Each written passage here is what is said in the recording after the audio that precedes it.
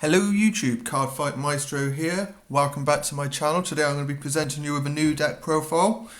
Firstly, I'd like to apologise for the lack of content recently.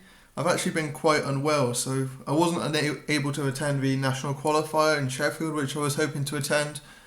And I've missed quite a lot of work as well due to being ill. I've actually had to visit hospital. But that's enough of that.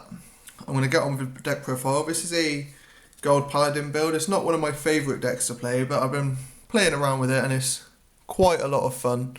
So I'm just going to get straight into it.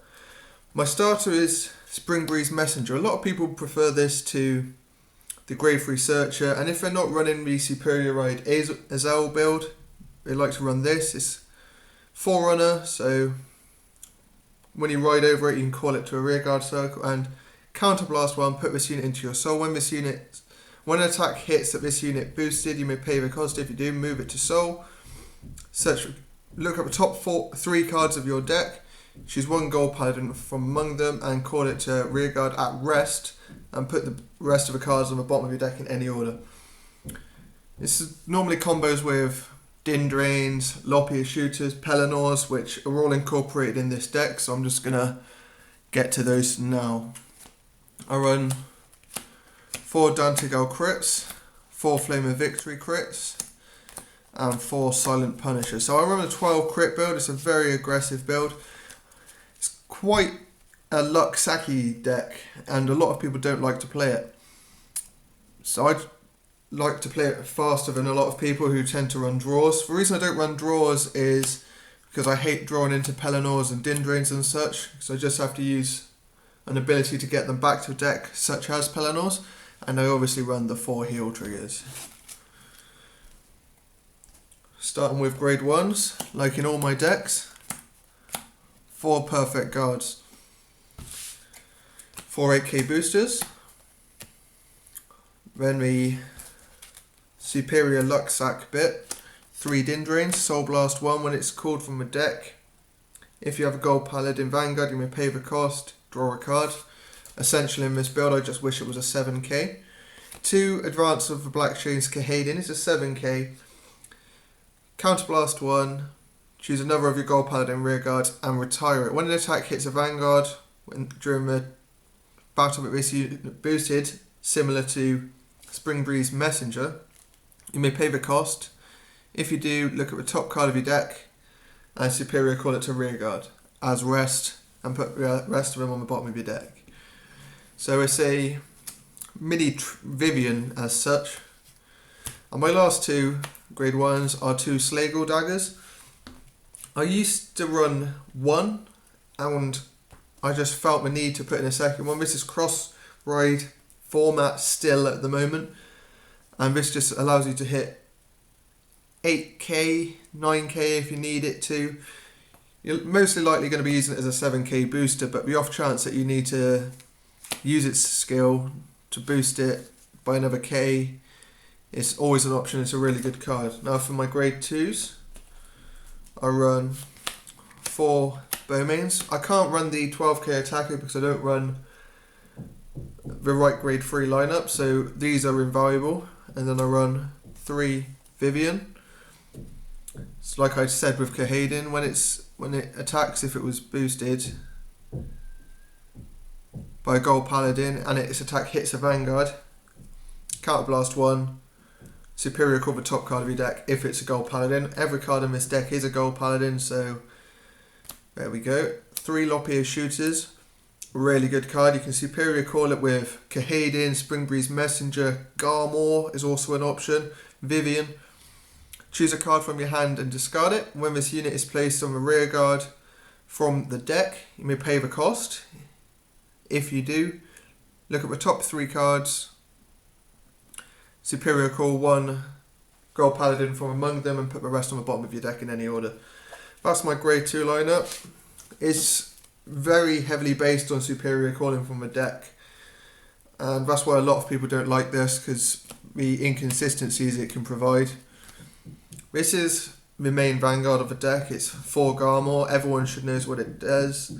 I don't run Charge Ghoul, but I don't think it's necessary. This deck can hit 23k relatively easily post limit break with this unit, and Criff obviously, but you can call out a Criff with this. It's just a really solid card, main engine of this deck. And I've got 3 Pellinores. A lot of people don't like this card, and it's completely understandable why. When it's on superior call to rear guard, you can pay the cost. If you do, discard a card and superior ride it, as long as your opponent has a grade 2 or higher Vanguard. In times I've been grade locked on 0, I've ridden a trigger over Spring Breeze Messenger and attacked, and they had a grade 2, I think it was Mage of Calamity Trip, and they let me hit. I used Spring Breeze Messenger's ability and I sacked one of these off of it, and I just took control of the game from there, because when you superior ride it from a rear guard, you can stand it, which is part of the cost. It's just a really good card. It's limit break you won't often use, but it's limit break forces 2 of your rear guard gold Paladins and put them on your bottom of your deck in any order. I have occasionally called triggers to rear guard just to use this ability, but it's not ideal. And once you've done that, you can choose 2 gold Paladin rear guard, do 2 gold Paladin units. They don't have to be rear guards, and they get 5k until the end of a turn. So you could turn this into a 15k if necessary. And my final card is 1 Blazing Lion Platina Ezel. I have used the ultimate break once since I've incorporated this card, but the threat of having it on board, a lot of players won't let me get to 5 damage, especially if I have unflipped damage. You should know what it does. It's an ultimate break, limit break 5, counterblast 3. Choose up to 5 of your gold Paladin rear guards, and they get 5 plus 5k until the end of a turn. And it's obviously an Ezel cross ride, so you can turn it into a 13k if necessary. This is my only 11k unit in the deck, and that's sort of my reasoning for putting it in the deck. I was originally running a Nemean Lion grade 2 over this card for additional defense during my opponent's turn, but I've started running more 7Ks grade 1s, and it just lets me hit 18k significantly easier, because before I needed Criff or post limit break Garmore with anything to boost it, but this just gives me another option. I very often put it on the rear guard circle, so it's a really solid card, and that's my deck. It's not one of my favourites to play. In the description below, I'm going to put a list of decks that I have ready to show you guys. I'm just going to let you guys choose by the end of this week, let's say Friday. Whatever deck's got the most votes in the comments, I'll profile that for you at the weekend. I hope you enjoyed this video. I'm going to be uploading a lot more in the future. I also want you to go and check out the Alabaster Master. I think I said that right. He's a YouTuber.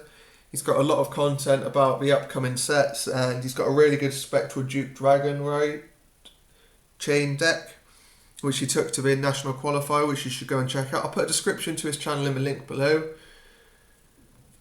I said that in the wrong order, but that doesn't matter. And please make sure to thumbs up this video, tell me what you want to see, and just please keep subscribing. It's really great to see that I've reached 13 subscribers, I think it is. It's a really nice start to my channel, so make sure to comment, rate and keep subscribing. Thanks for watching, guys.